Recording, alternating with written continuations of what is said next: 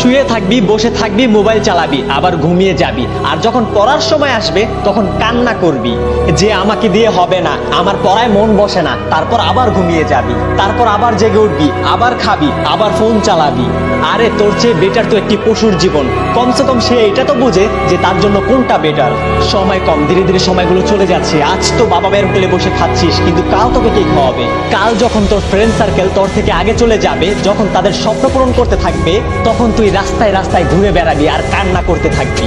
আর বাহানা দিয়ে যাবি আমার ভাগ্য ভালো ছিল না, আমার সময় খারাপ ছিল, আমার কাছে এটা ছিল না, আমার কাছে ওটা ছিল না। আরে কাকে বোকা বানাচ্ছিস? কাকে মিথ্যে বলছিস? এই দুনিয়া মানুষের চিন্তা ভাবনাকে বোঝে না, মানুষের কষ্টকে অনুভব করে না। যদি তুই একটি ভালো লাইফ লিড করতে চাস, নিজের ভাগ্যকে বদলাতে চাস, তাহলে কিছু করে দেখাতে হবে। আমার পড়ায় মন বসে না, আমাকে দিয়ে হবে না। আরে বন্ধ কর তোর এই বাহানাবাজি। তোকে দিয়ে কেন হবে না? তুইও তো একটা মানুষ, কি কমতি আছে তোর ভিতরে? তোর কাছে এমন কি নেই যে তোকে দিয়ে হবে না?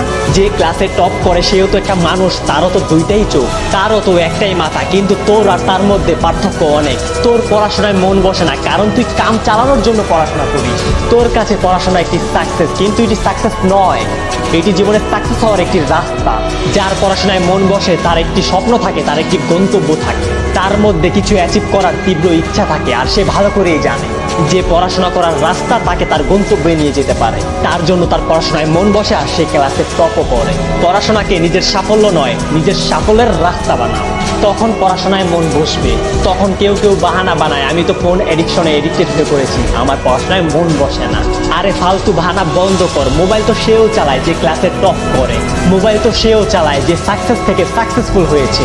দুনিয়াতে প্রত্যেকটা মানুষ মোবাইল ফোন ইউজ করে, কিন্তু সে জানে কখন কি করতে হবে, কখন ফোন চালাতে হবে, কখন ফোন চালাতে হবে না। আরে তুই জীবনে কি করতে পারবি যখন ছোট একটি মোবাইল ফোন তোকে তার গোলাম বানিয়ে ফেলে? তুই সামান্য একটি মোবাইল ফোনের সাথে জিততে পারছিস না, আর কথা বলিস বড় বড়, এটা করব, ওটা করব, এটা হতে চাই, ওটা হতে চাই, জীবনে একজন সাকসেসফুল মানুষ হতে চাই। আরে চোখ খোল, এখনো সময় আছে, বাহানা দেওয়া বন্ধ কর, এখনো সময় আছে। আর যদি এই কথাগুলো শোনার পরেও তোর ঘুম না ভাঙে, তাহলে আজকের পর থেকে আর কোনোদিন মোটিভেশনাল ভিডিও দেখবি না। আর যদি এই ভিডিও তোর মধ্যে পড়াশোনা করার আগুন জ্বালিয়ে দিয়েছে, তাহলে না এই ভিডিওকে লাইক করতে হবে, না কমেন্ট করতে হবে, না সাবস্ক্রাইব করতে হবে। শুধু একটি কাজ করিস, পড়াশোনায় মনোযোগ দিস। মানুষকে দেখানোর জন্য না, নিজের জন্য পড়িস। অনেক হয়েছে বাহানা বাহানা খেলা, এখন তুই তোর স্বপ্ন পূরণ করার লক্ষ্য নিয়ে খেলা শুরু করে দে। যদি পড়তে বসে চোখে ঘুম চলে আসে, তাহলে তোকে পানি দিয়ে আবারও পড়তে বস। তুই সবাইকে দেখিয়ে দে যে তুইও ক্লাসের টপার হতে পারিস।